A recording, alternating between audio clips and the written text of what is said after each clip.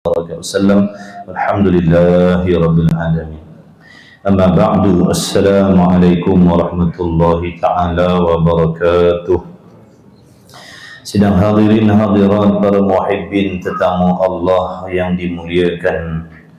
Alhamdulillah, terima kasih ya Allah yang memberi kita nikmat kehidupan serta taufik dihimpunkan oleh Allah pada saat dan ketika ini di dalam taman syurga majlis ilmu, di satu tempat yang Allah Ta'ala himpunkan orang-orang yang Allah sayang, yang Allah kasih, untuk diberikan petunjuk-petunjuk, pedoman-pedoman untuk selamat perjalanan beribadah kepada Allah Subhanahu wa Ta'ala. Maka kita sangat-sangat bertuah kerana dipilih oleh Allah. Alhamdulillah, diharapkan antum semua sehat walafiat insya-Allah. Jadi sama-sama kita mengikhlaskan hati kita, memperbetulkan qasad dan niat kita, dan menjaga adab serta akhlak zahir dan batin dalam majlis ilmu. Mudah-mudahan Allah Subhanahu wa Ta'ala merezekikan kepada kita ilmu yang bermanfaat dunia dan akhirat. Amin ya rabbal alamin. Sambungan malam ini kitab Tauhid Risalah Al-Misbahul Munir. Muka surat apa? 37. 37.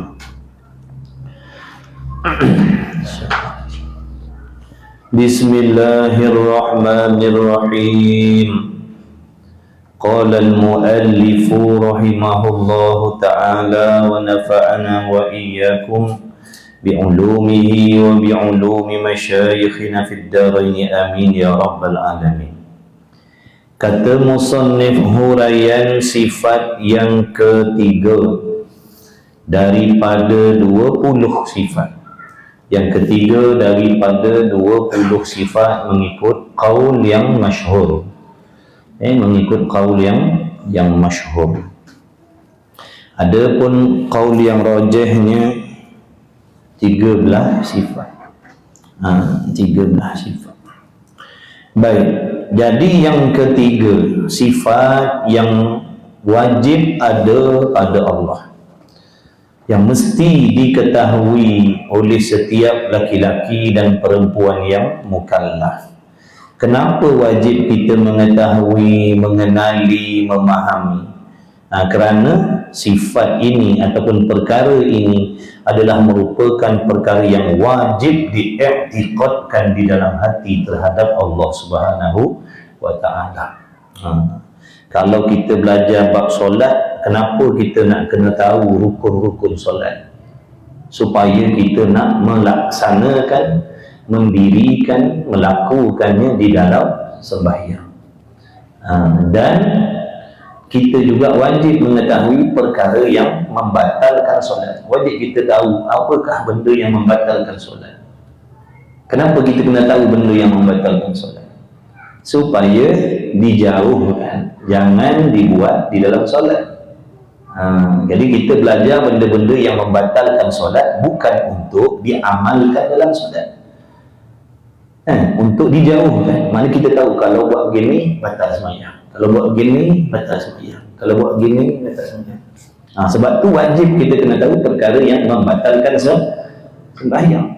Contoh, kita sembahyang dalam keadaan kita tak tahu apa benda yang membatalkan solat. Boleh jadi dalam solat nanti kita akan buat benda pada sangkaan kita tidak membatalkan solat sebab kita tahu. Contohnya ada sisa-sisa makanan di celah-celah gigi kita pun telan, anggapan kita tak batal, tak ada masalah. Rupa-rupanya membatalkan sembahyang. Jadi kita kena tahu. Kalau dalam bab akidah ni, kita wajib tahu apakah sifat yang mustahil bagi Allah. Kenapa kena tahu sifat yang mustahil bagi Allah sedangkan itu bukan sifat Allah? Kenapa kena tahu? Supaya jangan diiktikadkan sifat itu pada Allah. Jangan dikatakan Allah bersifat dengan sifat itu. Kerana seandainya seseorang itu mengatakan, mensifatkan Allah dengan sifat tersebut, membatalkan iman dan Islamnya. Boleh jatuh murtad, jadi murtad. Sebab itu dalam kitab Sifat 20 ni, dia akan ajar kita apa sifat yang mesti ada pada Allah apa sifat yang mesti tiada pada Allah, supaya kita tahu dulu. Mengetahui sifat yang wajib bagi Allah, sebab wajib diiktikadkan. Setiap orang wajib percaya Allah Subhanahu wa taala itu contohnya bersifat dengan baqa, mesti dalam hati tiap orang, mesti dalam hati tiap orang i'tikad Allah wajib bersifat dengan baqa, artinya kekal Allah taala. Baik. Dan lawan bagi kekal apa? Binasa, musnah, hilang. Itu sifat yang mustahil bagi Allah. Itu bukan sifat Allah. Binasa, musnah, hilang, itu bukan sifat Tuhan. Jadi kita dah tahu, maka jangan disifatkan Allah itu dengan binasa. Seandainya seseorang itu mempercayai ataupun akalnya boleh menerima seandainya Tuhan itu binasa, maka membatalkan imannya. Batal iman ni maknanya jadi kufur lah, jadi kafir. Na'udzubillah. Baik, jadi malam ni musannif rahimahullah ta'ala nak menerangkan, nak menyatakan kepada kita apakah yang dikehendaki dengan sifat yang wajib bagi Allah yang seterusnya yang mesti kita tahu, iaitu yang ketiga daripada 20 sifat baqa. Artinya, erti Melayu baqa ni maknanya kekal. Baqa ni maknanya kekal, sifat kekal Allah Ta'ala. Baqa, kekal. Apa yang kita faham dengan maksud kekal? Bangunan ni bangunan kekal. Kalau kita nak mohon lesen perniagaan, dia tanya ni bangunan yang cik buat ni bangunan kekal ke sementara? Dia kata bangunan kekal juga. Betul? Adakah sama dengan kekal yang dikehendaki pada sifat Allah? Jawabnya tidak. Tidak pada pihak mana? Apa perbezaan kekal yang selalu kita guna pakai untuk makhluk dan apa pula yang dikehendaki dengan sifat kekal yang disifatkan pada Allah? Apa perbezaan? Sebab tadi kita kata kekal makhluk dan kekal Allah tak sama. Tak sama pada pihak mana? Kita mesti tahu. Kita mesti tahu. Apa perbezaan kekal Allah dengan kekal makhluk? Kekal Allah dengan kekalnya syurga Allah. Apa beza? Kerana dua-dua ni bersifat kekal. Allah pun bersifat kekal, syurga pun bersifat kekal. Apa perbezaan? Kalau sama, maknanya dah menyemutukan Allah. Kalau yang kita faham, kekal syurga dengan kekal Allah tu sama, maknanya jatuh kepada menyamakan Allah dengan sesuatu.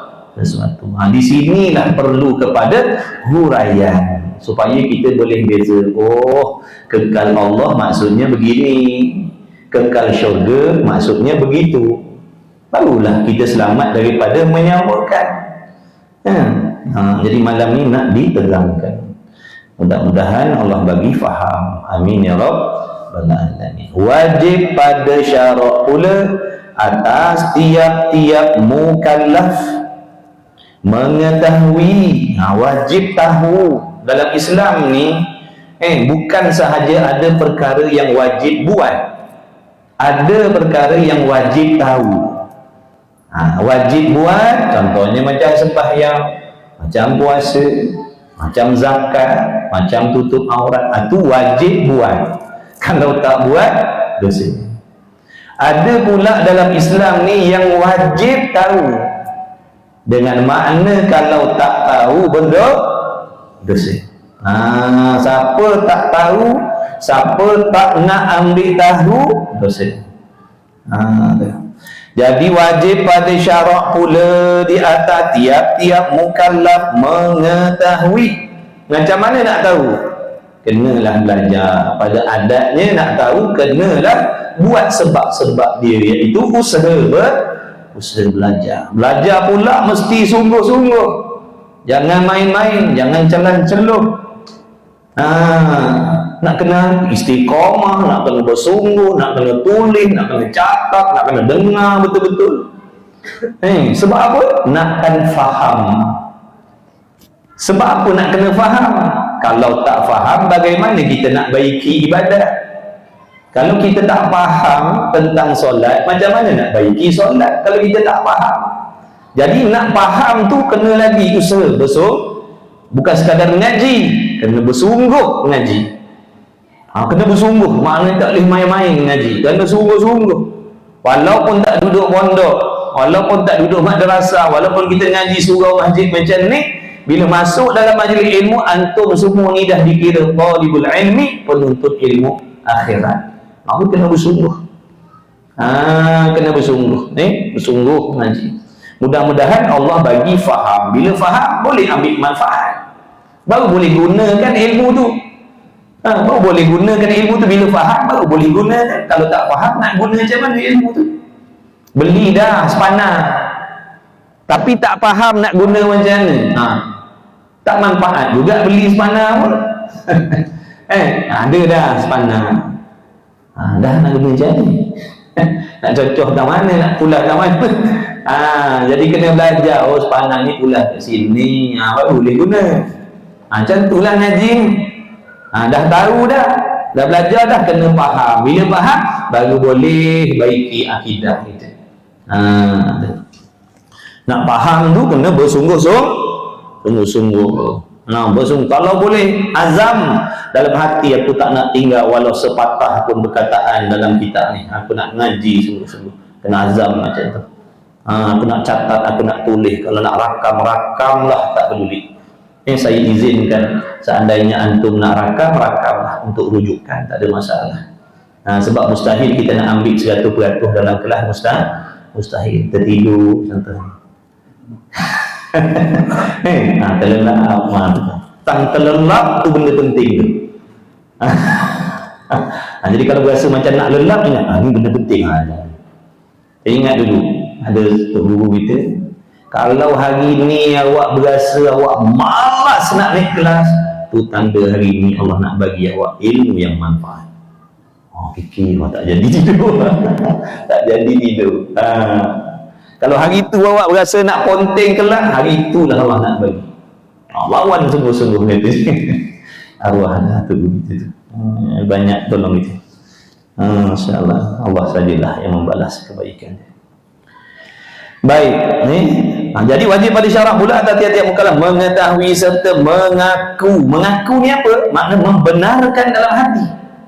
Sebab iman ni makna hati kita mengaku, hati membenarkan, hati mengiyakan, hati kita menyungguhkan.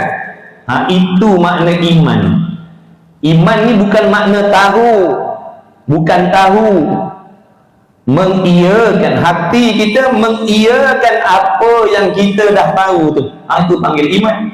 Kalau sekadar tahu, kalau sekadar faham, tapi hatinya tidak mengiyakan, dia belum lagi belum beriman lagi. Tahu tak Allah Ta'ala itu kekal? Tahu. Faham tak? Faham. Lepas tu hati terima tak yang Allah ni takkan binasa sampai bila-bila?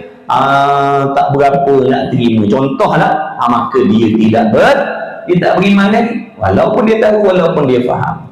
Lepas tu iman ni makna setuju hati dengan perkara yang dia dah tahu dah. Itu maksud iman.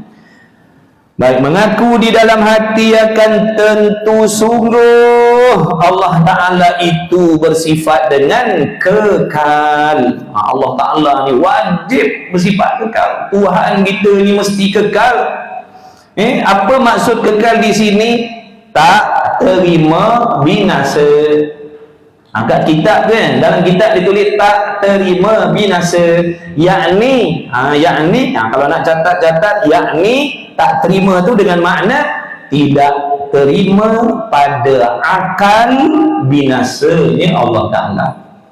Tu tak terima binasa tu dengan makna tak terima pada akal kita binasanya Allah.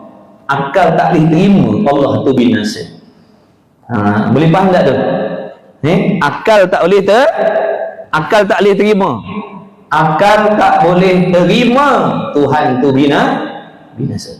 Kalau akal seseorang itu boleh terima Tuhan binasa, maka syiriklah dia, murtadlah dia, kufurlah dia.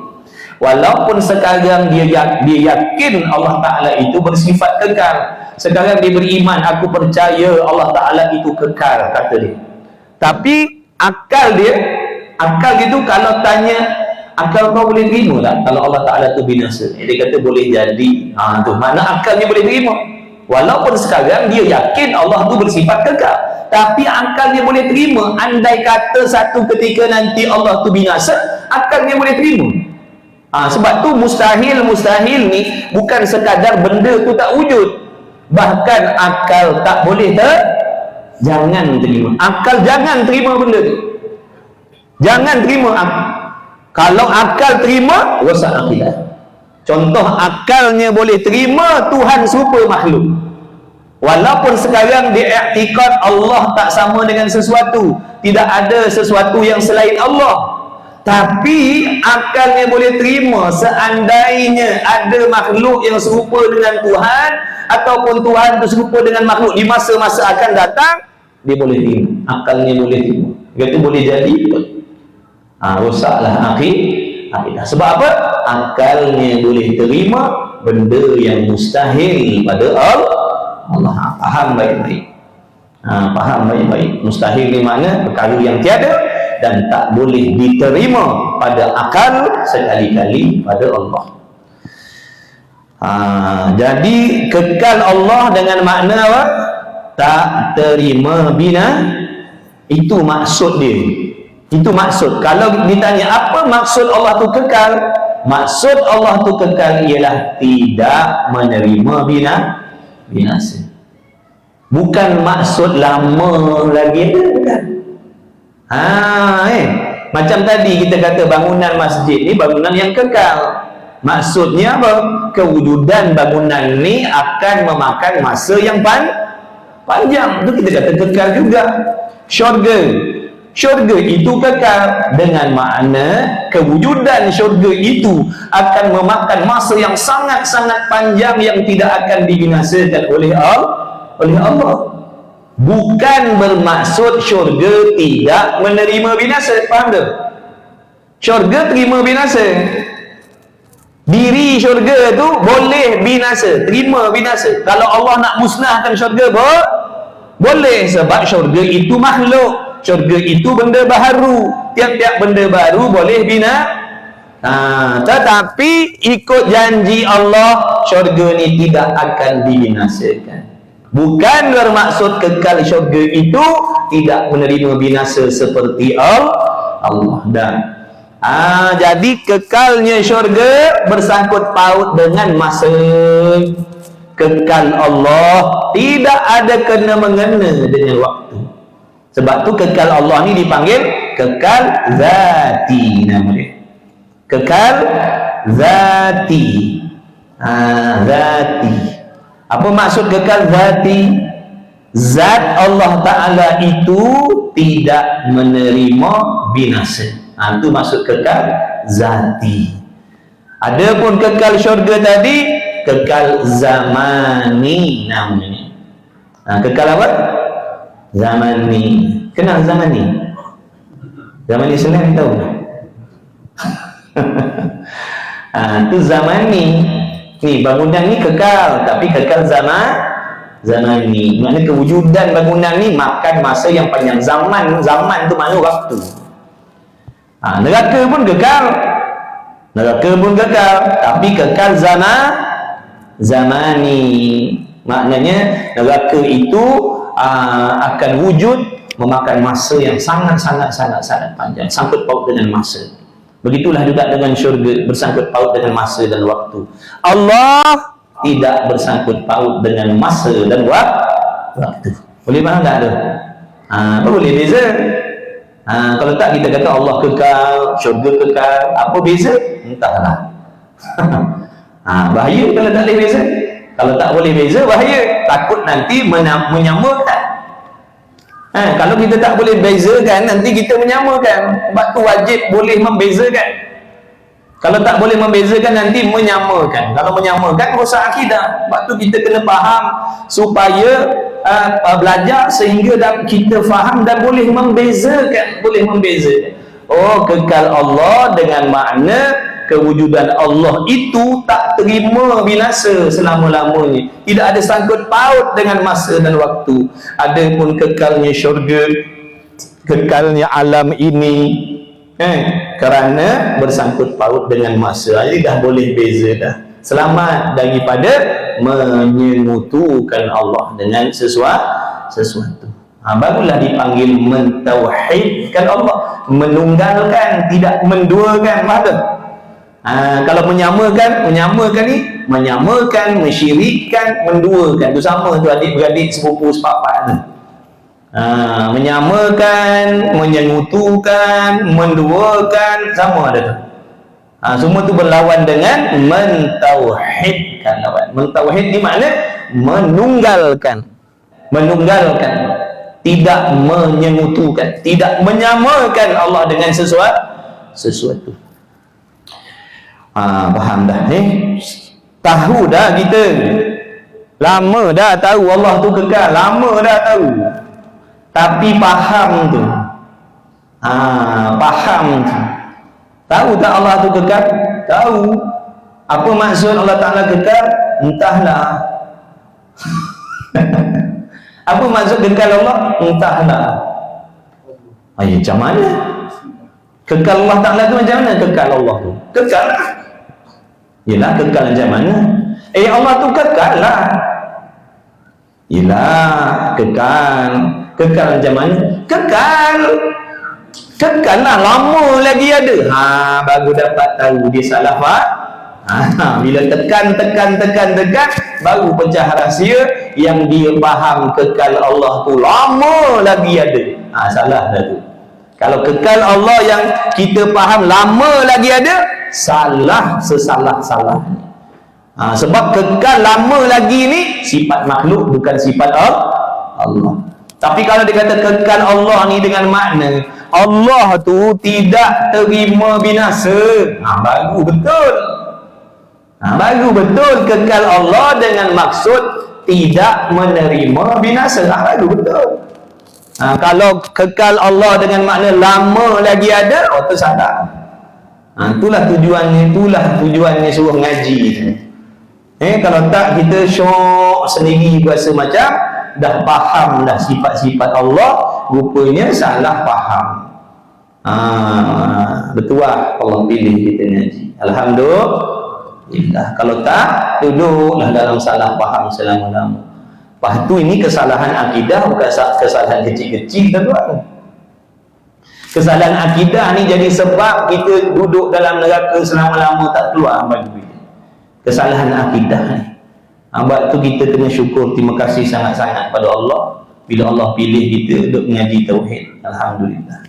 Itu tanda Allah nak selamatkan, nak betulkan kefahaman kita, pegangan dalam hati terhadap Allah. Tak boleh bayar, tuan-tuan. Nikmat yang Allah bagi ni, belajar tak boleh bayar. Bayar nak letak 2 juta, 3 juta, tak boleh. Syukur, Alhamdulillah. Baik, mana dalil? Bila kita dah tahu, dah faham Allah Ta'ala itu tidak menerima binasa ataupun kekal, kita mesti pula kena tahu bukti. Mana bukti yang kita i'tiqad Allah ni tak terima binasa? Mana buktinya? Kena tahu bukti. Kalau tak, nanti barangkali palsu. Barangkali palsu kot. Jadi buktinya mana? Firman Allah Ta'ala. Firman Allah Ta'ala ni dalilnya. Dalil mana? Buktinya. Jadi kita percaya, kita mengaku, kita yakin Allah Ta'ala itu bersifat kekal, tidak binasa. Buktinya ada dalam Quran. Itu buktinya ada dalam Quran. Pada surah Ar-Rahman tu, kullu man 'alaiha fan wa yabqa wajhu rabbika dzul jalali wal ikram. Itu ayat Quran itulah menjadi bukti, dalil yang menunjukkan bahawasanya zat Allah Ta'ala serta segala sifat-sifatnya itu bersifat kekal, tidak binasa. Apa artinya ayat Quran tadi? Tiap-tiap mereka di atasnya muka bumi binasa, semua binasa. Sekaya apapun, sekuat apapun, secantik apapun, sekacak apapun, sealim apapun, sejahat apapun, mati. Tak ada yang bersifat kekal, semua ni pinjam aja. Esok lusa Allah ambil balik. Pinjam laki kita Allah bagi pinjam, bini kita Allah bagi pinjam, anak-anak kita Allah bagi pinjam. Allah bagi pinjam sekejap, ilmu kita Allah bagi pinjam, taufik ibadat Allah bagi pinjam semua. Sebab tu kita ni iftiqaru ilaihi, sentiasa berkehendak, bergantung, berhajat kepada Allah. Cuma kita tak sedar yang kita ni setiap saat bergantung dengan Allah. Setiap saat tak ada satu ruang waktu yang kita terlepas daripada pergantungan dengan Allah. Cuma hati kita ni yang leka, lupa, landai. Itu yang menyebabkan kita berasa macam tak gantung dengan Tuhan, padahal hakikatnya gantung dengan Tuhan. Orang-orang tu Nabi, Rasul, Awliya Ilahi Solihin tu hatinya tak pernah lalai di peningat benda macam tu. Hati hebat dia, orang hati ni bersih. Kita ni hati kita sibuk dengan urusan-urusan dunia. Itu yang memalingkan ingatan kita daripada Allah. Jadi tiap-tiap mereka di atasnya binasa. Ingat kita ni mati. Jadi bila kita tahu dan kita yakin kita mati tu pula macam mana cerita mati? Azab, susah, sakit, macam-macam lagi maka apa persiapan nak mati? Dah ada ke belum persiapan kita? Betul tak? Kalau buat persiapan pun betul tak cara persiapan tu? Takut berasa macam dah ada persiapan tapi salah. Kena pastikan persiapannya tu betul. Contoh persiapan yang salah, beribadat sebanyak-banyaknya dengan tidak mau menuntut ilmu. Itu persiapan yang salah nanti. Sembahyang, puasa, zakat, haji, umrah, tolong orang, macam-macam, tapi tak nak belajar agama. Salah persiapan. Sembahyang, puasa, zakat, haji, umrah, qiyamul lail, hati kotor. Salah persiapan kita. Ngaji rajin, sembahyang jemaah rajin, tutup aurat dah, qiyamul lail, puasa sunat, macam-macam tapi hati kotor, hasad, dengki, dendam, sangka jahat. Salah persiapan kita. Sebab tu kita disuruh ni mengaji supaya tahu persiapan mati ni macam mana yang sebenar. Jangan kita berasa syok mentang-mentang kita dah semayang, dah mengaji, dah puasa, baca Quran, kita biarkan penyakit hati kita ni duduk dalam hati. Konon-kononnya kita dah buat persiapan. Persiapan tu semuanya tak boleh pakai, binasa. Binasa sebab dimakan dek penyakit hati tadi. Ujub, riak, takabur, dengki, dendam tu, itulah yang memusnahkan segala bekalan mati yang kita pernah. Nanti menyesal mati, ya Allah mana pahala? Dulu atas dunia aku buat macam-macam, ya Allah, apa yang kau suruh semua aku buat, yang kau larang aku jauhkan, mana ganjaran pahala? Cek rupa hati masalah. Sebab tu kita dengan mengaji tasawuf, buang penyakit hati ni, dengki, dendam, hasad. Jangan. Ibaratnya kalau kita dah bersusah-susah buat bangunan tinggi-tinggi, kita robohkan balik. Esok buat lagi tinggi-tinggi, lepas tu kita robohkan balik. Sampai kita mati, begitulah amalan kita. Akhirnya mati tak ada bawa kebaikan, melainkan dosa yang kita bawa. Sebab tu kita ni ngaji, sebab tu bila Allah sayang kita, Allah pilih kita, Allah letakkan dalam majlis ilmu supaya kita nampak jalan ibadat yang betul ni begini. Kalau kita tak belajar, kita ni duduk dalam gelap, meraba-raba ibadat ikut suka hati, ikutlah asalkan buat. Sebab tu bila datangnya nur, suluhan daripada Allah tu, seolah-olah macam spotlight lah, dalam kita ni duduk dalam gelap, tiba-tiba datang spotlight bukan main terang tadi. Tengok belakang, rupanya selama ni jalan yang aku lalui, rupanya na'udzubillah min zalik, ya Allah. Bila nampak tu, bila suluhan tadi datang, baru nampak perjalanan kita yang sebelum ni salah. Lepas tu nampak yang ke depan ni pun, nampak mana bahayu, mana lubang, mana perangkap, mana jembalang, mana jin tanah, mana turayu, mana rimau, mana lanun, mana pencuit, semua nampak. Sebab suluhan daripada Allah suluh, Allah tolong. Sayangnya Allah pada kita.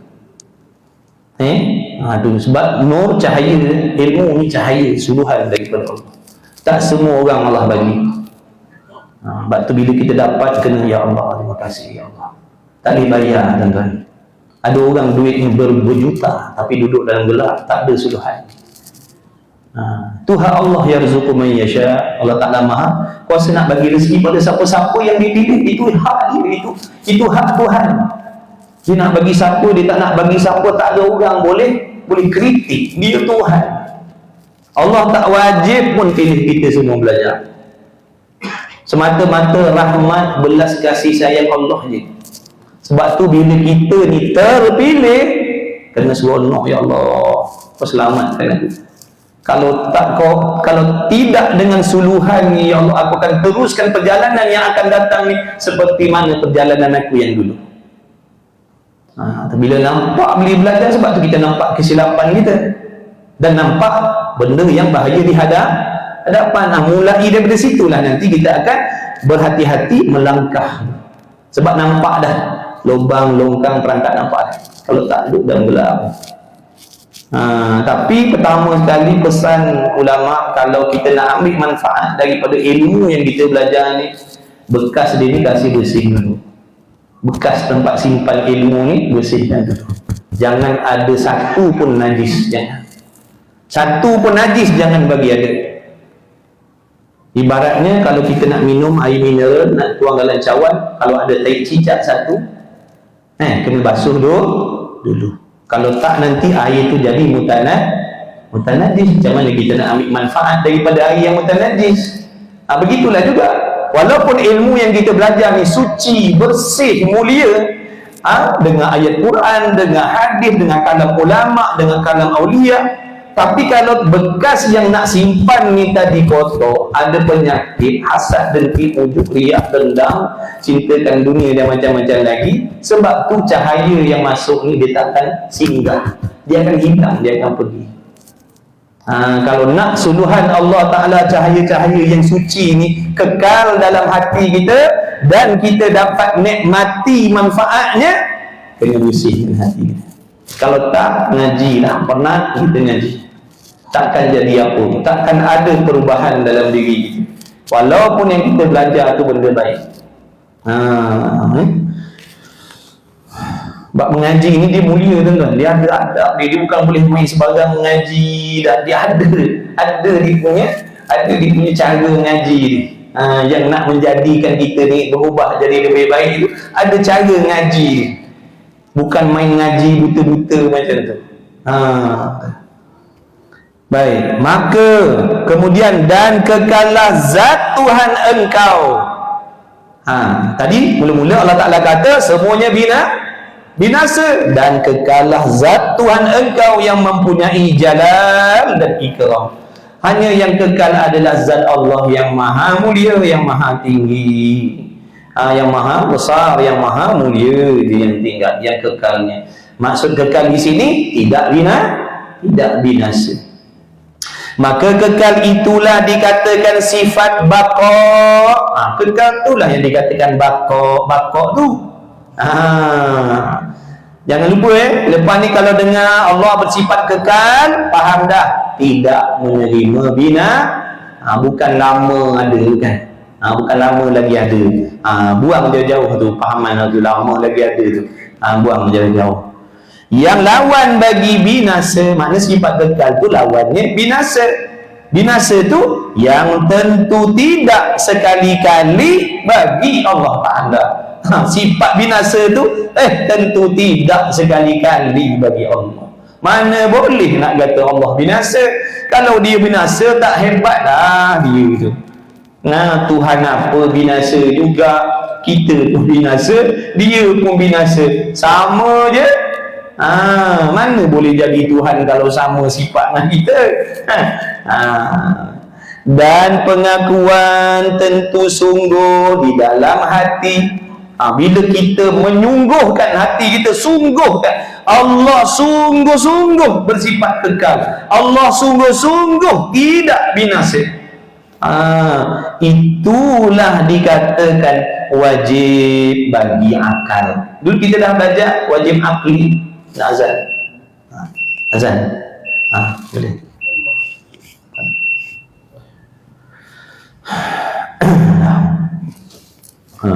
Gila dua nak azan.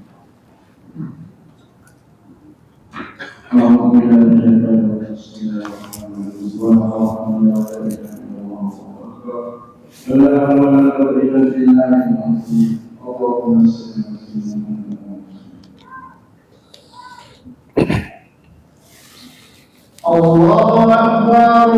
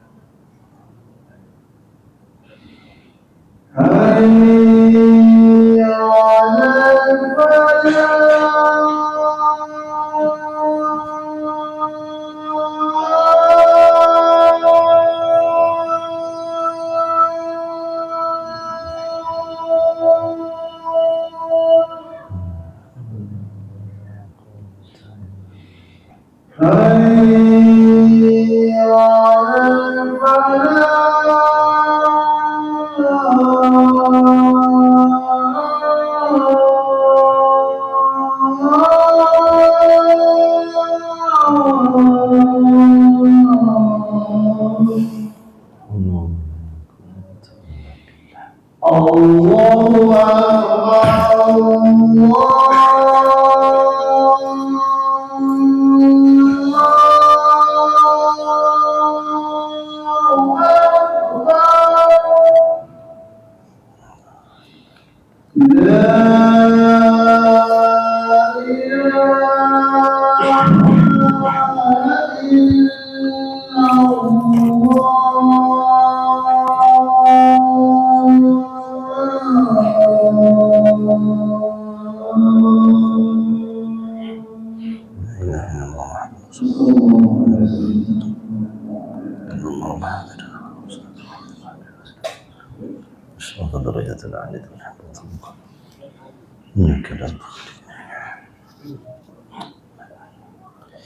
Bismillah. Dan pengakuan tentu tidak. Tambah sikit situ nota. Tambah sikit nota situ. Dan pengakuan tentu tidak. Tentu tidak, yakni tentu tidak sungguh. Dan pengakuan tentu tidak, yakni tidak sungguh. Yakni tidak sungguh apa? Binasa Allah.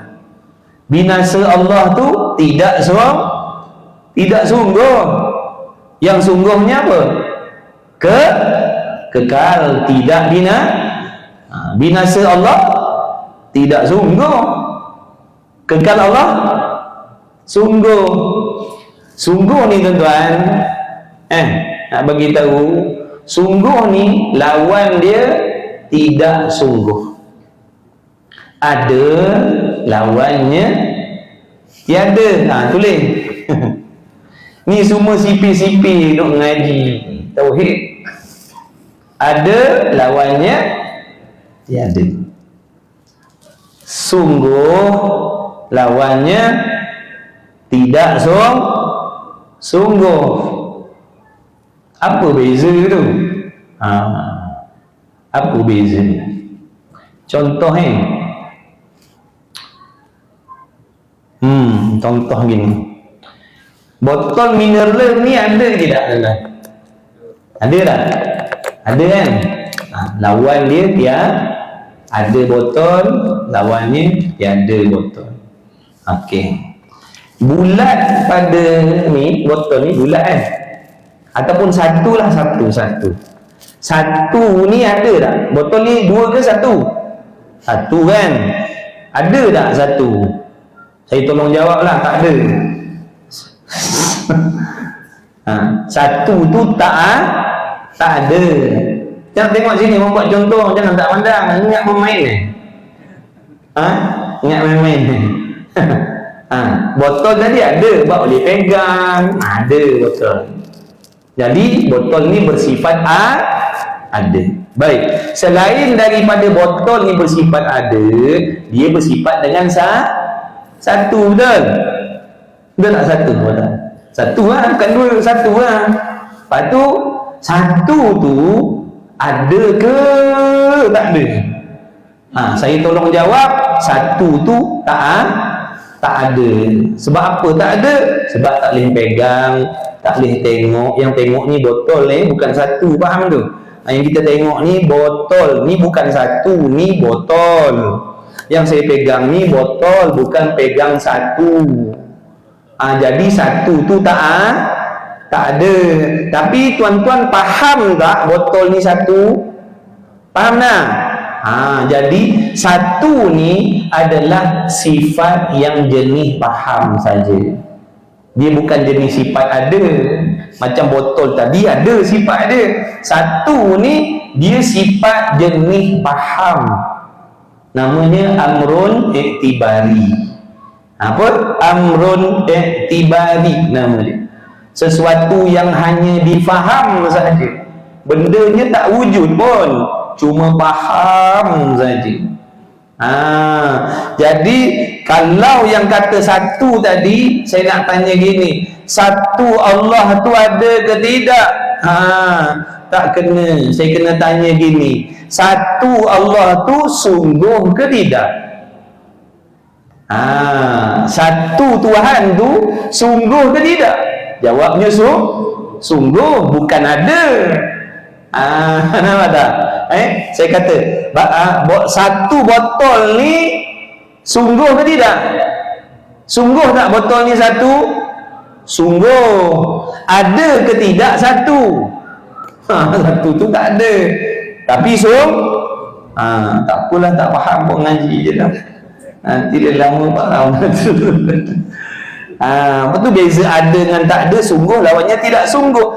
Kerana sifat bakok ni tuan-tuan bukan sifat yang ada tuan-tuan. Bakok ni, sifat kekal ni bukan sifat yang ada. Dia sifat yang sungguh kepada Allah. Sungguh Allah Ta'ala itu bersifat bakok. Sungguh Allah Ta'ala itu bersifat kekal. Sebab kekal ni tak boleh tengok. Dia bukan jenis benda ada, dia jenis faham. Ni, okey, kita buat contoh makhluk buat contoh makhluk nak dekatkan faham. Bangunan ni bangunan kekal tak? Kekal tak? Nampak tak kekal dia? Mana? Nampak tak kekalnya? Mana? Saya tunjuk kekal di mana? Tunjuklah. Dah kata ada tadi kekal, saya tanya ada tak kekal? Ada. Mana? Mana? Kalau ada, mana kekal tu mana? Saya tanya bangunan ni ada tak? Ada. Bangunan ni kekal tak?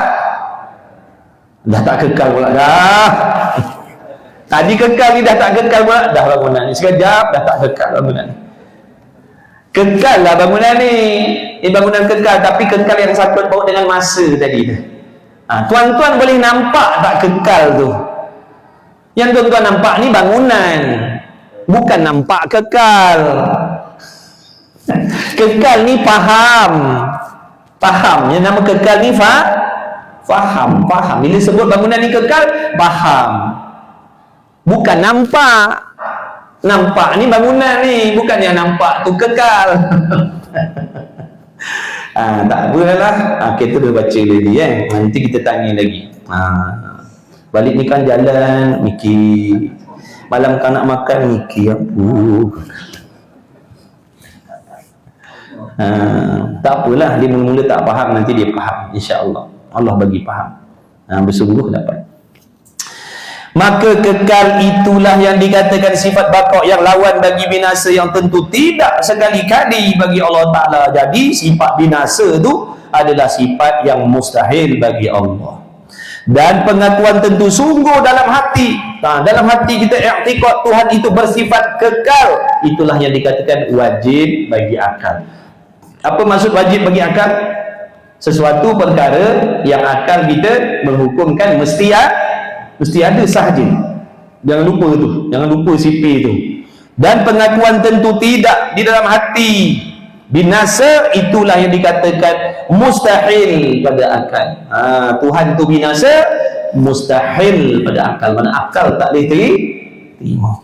Dan makna kekal itu, dia nak terang makna kekal Allah tu apa? Dan makna kekal itu barang yang tidak menghubungi tiada.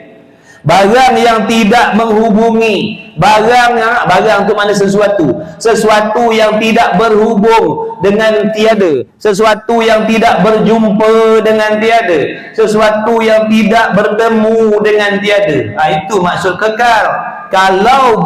Kalau dia bertemu dengan hilang, bertemu dengan binasa, itu bukan kekal. Kekal ni sesuatu yang tak akan jumpa binasa selama-lamanya. Itu kekal Allah. Itu kekal Allah. Sesuatu yang tidak terima hilang. Macam suara ni dia hilang-hilang. Sebab dia bukan seperti Tuhan sifat dia. Sebab tu kejap dia hilang-hilang. Sebab dia baharu. Dan dalil, nampak tu dia hilang balik. Ada balik. Tu sifat baru lah tu.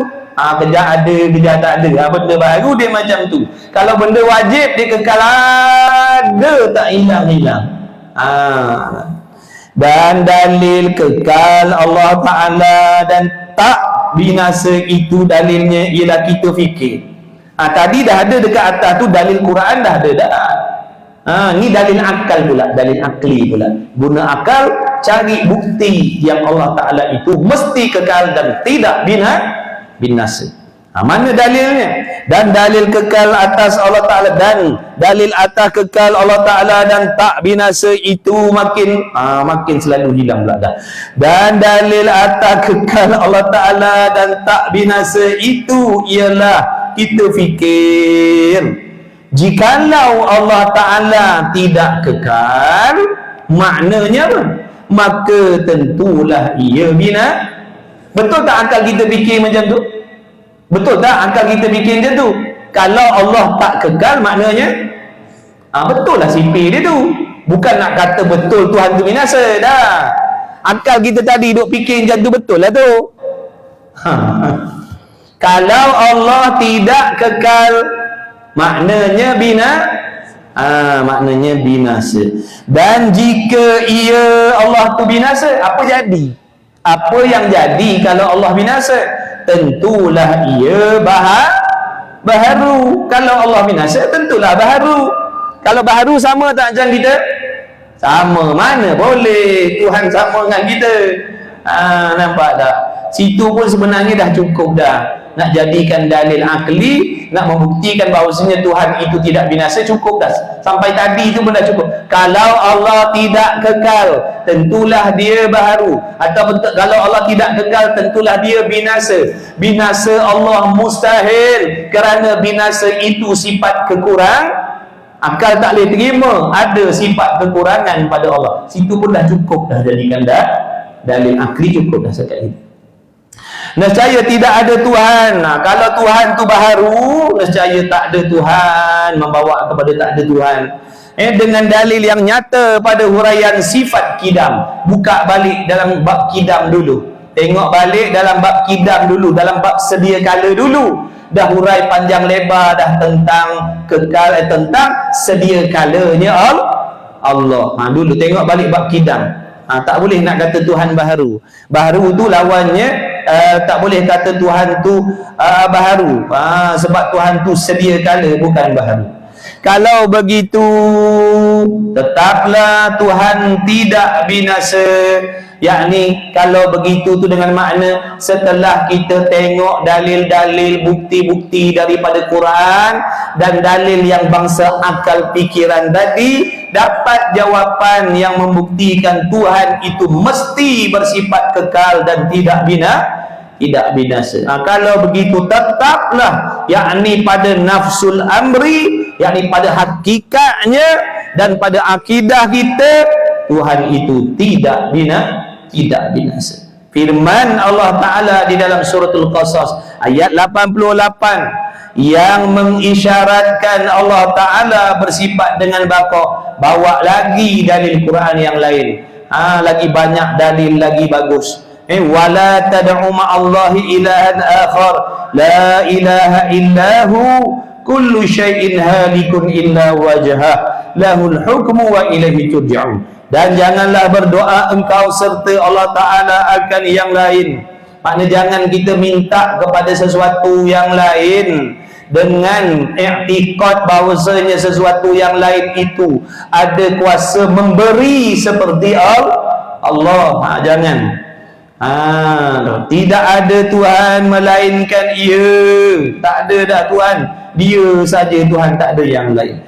Bermula tiap-tiap sesuatu itu binasa. Ni dalil lagi.